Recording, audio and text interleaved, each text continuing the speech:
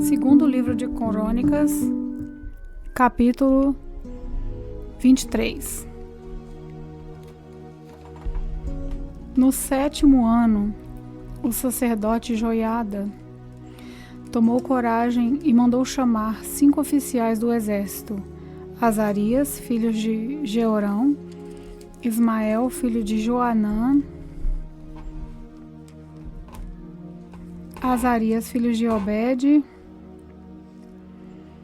Maaseias, filho de Adaías, e Elisafate, filho de Zicri. Joiada conseguiu convencê-los a ajudá-lo. Então, eles foram por todo o país e voltaram, trazendo para Jerusalém os levitas e os chefes das famílias de todas as cidades de Judá. Todos se reuniram no templo e fizeram um acordo com Joás, o filho do rei.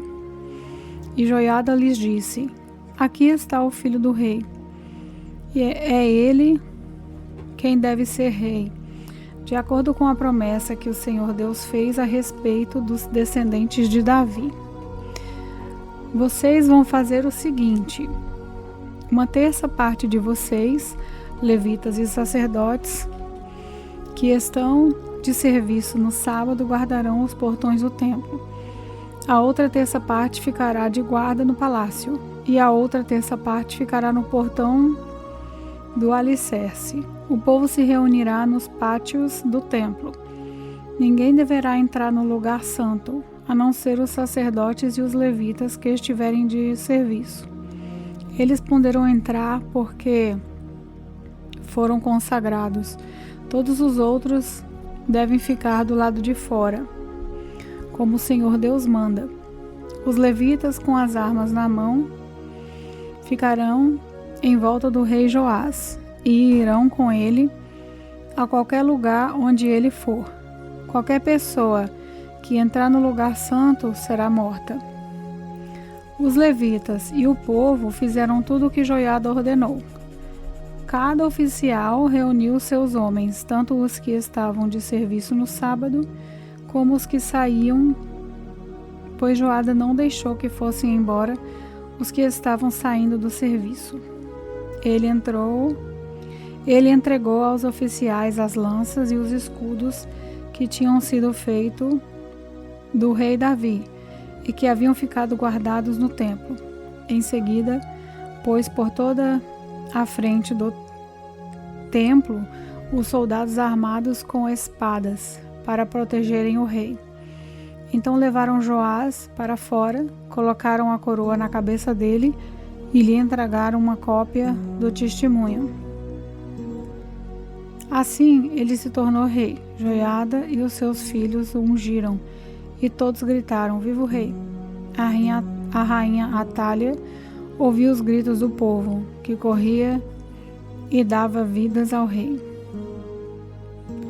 E foi até o templo, onde todos estavam reunidos. Ela viu o novo rei perto da coluna, na entrada do templo. Ele estava rodeado pelos oficiais e pelos corneteiros, e todo o povo estava gritando de alegria e tocando trombetas. Os cantores do templo, com os seus instrumentos musicais, estavam dirigindo os cânticos de louvor, em sinal de respeito. Atalia rasgou as suas roupas e gritou: traição, traição! Joiada não queria que Atalia fosse morta na área do templo e por isso deu aos oficiais do exército a seguinte ordem: levem a rainha para fora, passando pelo meio das filas de guardas, e matem qualquer pessoa que tentar salvá-la. Então eles prenderam e levaram para o palácio. E ali no portão dos cavalos ela foi morta. O sacerdote Joiada fez um acordo com todo o povo e com o rei Joás, pelo qual eles seriam o povo de Deus, o Senhor. Então o povo foi até o templo de Deus, Baal, e o derrubou. Eles quebraram os altares e os ídolos, e ali, em frente dos altares, pegaram Matã, o sacerdote de Baal, e o mataram. Joiada pôs os sacerdotes e os levitas para tomarem conta do serviço do templo. O rei Davi os tinha organizada em grupos para apresentarem os sacrifícios a Deus, segundo está escrito na lei de Moisés, e para cantarem e louvarem de acordo com as instruções de Davi. Joiada pôs guardas nos portões do templo para impedirem que qualquer pessoa impura entrasse na área do templo. Aí Joiada, os oficiais e as altas autoridades, os governadores e todo o povo levaram o rei do templo para o palácio. Entraram pelo portão principal e o rei se sentou no trono. Todos estavam felizes e a cidade ficou calma, pois Atalia tinha sido morta. 2 Crônicas, capítulo 24. Joás tinha 7 anos de idade quando se tornou rei de Judá. Ele governou 40 anos em Jerusalém, e a sua mãe se chamava Zíbia, e era da cidade de Berseba. Quando o sacerdote Joiada vivia, Joás fez o que agradava a Deus, o Senhor. Joiada arranjou para Joás 2 esposas que lhe deram filhos e filhas. Algum tempo depois, Joás decidiu fazer concertos no templo. Mandou chamar os sacerdotes e os levitas e lhes disse: vão pela cidade de Judá e recebam o dinheiro que o povo deve dar para pagamento do concerto que são feitos todos os anos no templo, e façam isso logo. Mas eles não se apressaram. Então o rei mandou chamar o grande sacerdote Joiada e perguntou: por que você não exigiu que os levitas trouxessem de Judá e de Jerusalém o imposto que Moisés, servo do Senhor, mandou cobrar do povo para pagar as despesas da tenda da presença de Deus? Atalia, aquela mulher má, e os seus seguidores haviam estragado o templo e tinham usado os objetos sagrados do templo na adoração do deus Baal. O rei mandou fazer um cofre que foi colocado perto do portão do templo, do lado de fora. Então anunciaram pela cidade de Jerusalém e pelo país inteiro que o povo deveria trazer a Deus o Senhor o imposto que Moisés, servo de Deus, havia mandado cobrar. Quando eles estavam no deserto, os chefes e todo o povo vieram alegres e puseram o dinheiro no cofre, até que ficou cheio. Todos os dias os levitas levavam o cofre aos funcionários do rei, e quando eles viam que estava cheio, os secretários do rei e o representante do grande sacerdote vinham, tiravam o dinheiro e levavam o cofre de volta para o templo. Assim ajuntaram muito dinheiro. O rei e Joiada entregavam o dinheiro aos homens que estavam encarregados do trabalho do templo. E eles contratavam pedreiros, carpinteiros e pessoas que trabalhavam com ferro e bronze para fazer os concertos no templo. Todos puseram mãos à obra e trabalharam tão bem que o templo acabou ficando como era quando tinha sido construído. Ficou até mais forte do que antes. Quando terminaram o trabalho, levaram o rei e a Joiada o ouro e a prata que haviam sobrado. Eles usaram esse ouro e essa prata para fazer os objetos usados para o culto no templo, e para os sacrifícios, e também para fazer vasilhas e outros objetos. Enquanto Joiada viveu, os sacrifícios foram oferecidos no templo todos os dias. Joiada viveu muito, até ficar bem velho. Ele morreu aos 130 anos de idade e foi sepultado junto com os reis na cidade de Davi, por causa do bom serviço que havia prestado ao povo de Israel, a Deus e ao templo. Depois da morte de Joiada, as altas autoridades de Judá foram falar com o rei e se ajoelharam em frente dele em sinal de respeito. E o rei concordou com o que eles disseram. Aí o povo parou de ir ao templo para adorar ao Senhor, o Deus dos seus antepassados, e começou a adorar os postes da deusa Aserá e outros ídolos. Por causa desse pecado, o Senhor ficou irado com o povo de Judá e com os moradores de Jerusalém.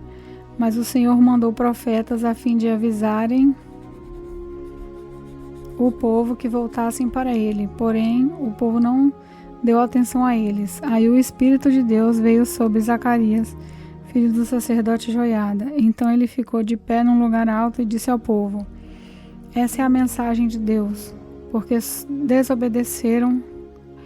Essa é a mensagem de Deus, porque desobedecem aos mandamentos de Deus, o Senhor, fazendo assim com que a desgraça caia sobre vocês.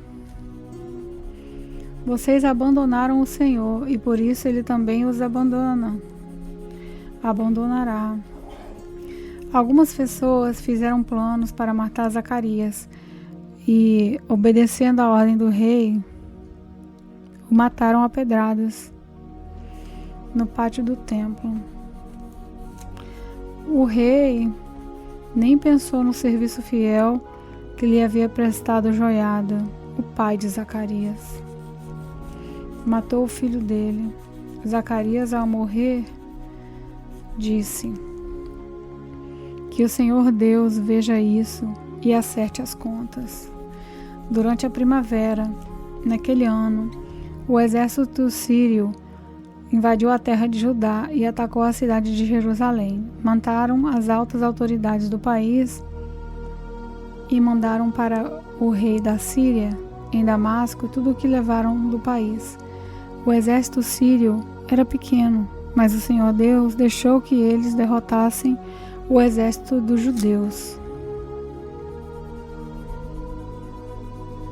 que era muito maior, pois os judeus haviam abandonado o Senhor, o Deus dos seus antepassados. Assim o rei Joás recebeu o castigo que merecia. Joás havia sido gravemente ferido depois que os sírios foram embora, pois oficiais de Joás fizeram uma revolta contra ele e o mataram enquanto ainda estava de cama. Eles fizeram isso para se vingar da morte do filho do sacerdote Joiada. Joás foi sepultado na cidade de Davi, mas não nos túmulos do rei, pois homens planejaram a morte dele. Zadab, filho de Simeate, uma mulher da terra de Amon, e Jeozabate, filho de Zinrite, uma mulher da terra de Moabe. No comentário sobre o livro dos reis, estão escritas as histórias dos filhos de Joás, as muitas profecias que foram feitas contra ele e a história de reconstrução do templo. Amazias, filho de Joás, ficou no lugar dele como rei. Segundo o livro de Crônicas, capítulo 25. Amazias tinha 25 anos de idade quando se tornou rei de Judá. Ele governou 29 anos em Jerusalém. A mãe dele se chamava Joadã e era da cidade de Jerusalém. Amazias fez o que é agradável a Deus, o Senhor, mas não foi sincero. Logo que se firmou no poder, ele mandou matar os oficiais que haviam assassinado seu pai, o rei. No entanto, não mandou matar os filhos deles, mas seguiu o que o Senhor havia ordenado na lei de Moisés. Os pais não serão mortos por causa do crime cometido pelos filhos, nem os filhos por causa dos crimes cometidos pelos pais. Uma pessoa será morta somente como castigo pelo crime que ela mesma cometeu. Amazias mandou chamar todos os homens que tinham 20 anos de idade para cima, das tribos de Judá e de Benjamim. Ele os organizou em grupos de 1000 e de 100, segundo as famílias a que pertenciam, e os pôs debaixo do comando de oficiais. Eram 300.000 homens. Todos eram soldados corajosos e experientes, armados com lanças e escudos. Além deles, Amazias contratou 100.000 soldados de Israel por uns 3.400 quilos de prata.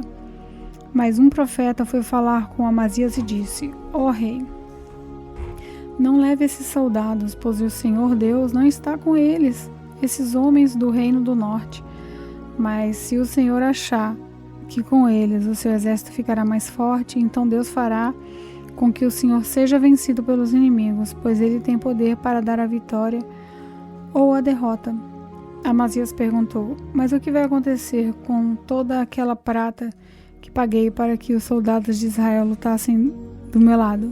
O profeta respondeu: o Senhor Deus pode lhe dar muito mais do que isso. Então Amazias mandou os soldados do reino do norte de volta para casa, e eles foram embora, furiosos com o povo de Judá. Amazias tomou coragem e foi com seu exército até o Vale do Sal, onde matou 10.000 edomitas. Outros 10.000 foram presos pelos soldados de Amazias e levados até o alto de um rochedo. Dali eles foram jogados e morreram esmigalhados lá embaixo. Enquanto isso, os soldados israelitas que Amazias tinha mandado embora atacaram a cidade de Judá, que ficavam entre Samaria e Bet-Horon.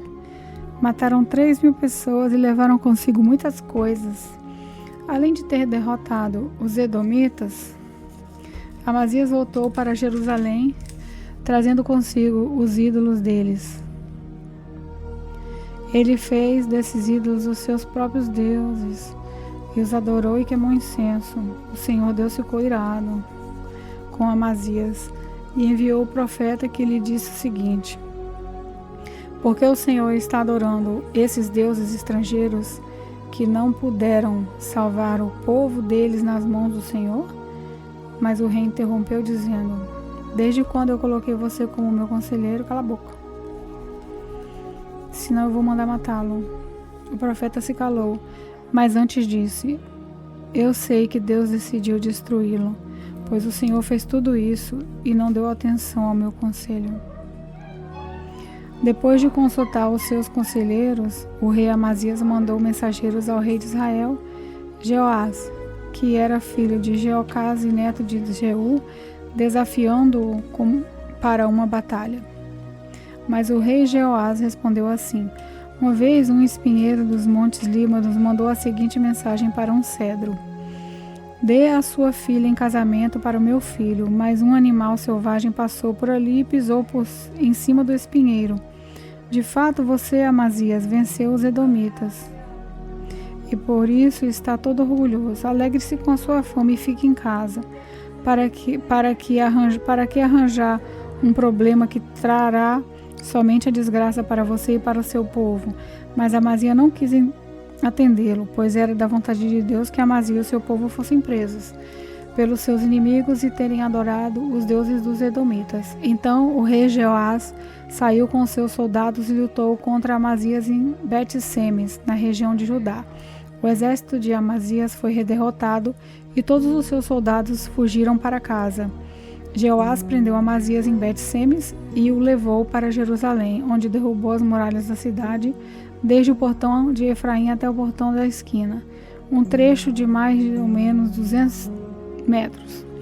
Ele pegou toda a prata e todo o ouro que achou, pegou todos os objetos do templo que estavam sendo guardados pelos descendentes de Obed-Edom e todos os tesouros do palácio, e também levou reféns e levou para Samaria. O rei Amazias de Judá viveu 15 anos depois da morte do rei de Israel, Jeoás, filho de Jeocás. Todas as outras coisas que Amazias fez, desde o começo até o fim do seu reinado, estão escritas na história dos reis de Judá e de Israel.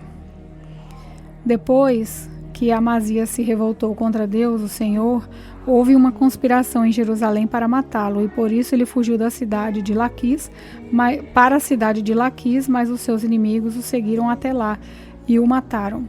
O seu corpo foi levado de volta para Jerusalém num cavalo e foi sepultado nos túmulos dos reis na cidade de Davi.